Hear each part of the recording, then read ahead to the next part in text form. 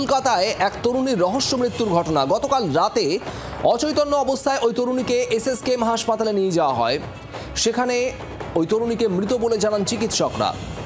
কিভাবে মৃত্যু তা নিয়েই ধোঁয়াশা তৈরি হয়েছে। পিয়ালি মিত্র আমাদের প্রতিনিধি রয়েছেন আমাদের সঙ্গে। পিয়ালি, কি জানতে পারছো?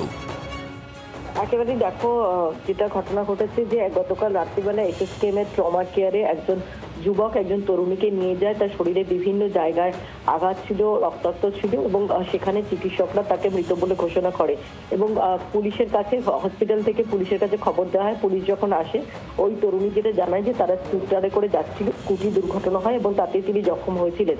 এরপরে চিকিৎসক তারপরে তাকে হাসপাতালে নিয়ে এসেছে, কিন্তু তরুণীর পরিবার সেটা মানতে নারাজ। তাদের বক্তব্য যে ওই যুবক তাকে খুন করে থাকতে পারে। পরিবারের অভিযোগের ভিত্তিতে পুলিশ ওই যুবককে অ্যারেস্ট করেছে। পুলিশের প্রাথমিক অনুমান এটা ঘটনা ঘটে থাকতে পারে, তবে গোটা বিষয়টা স্পষ্ট হবে ময়না তদন্তের পর।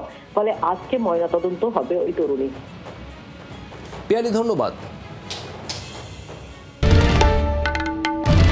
বাংলার আওয়াজ, বাঙালির আবেগ, জি 24 ঘন্টা।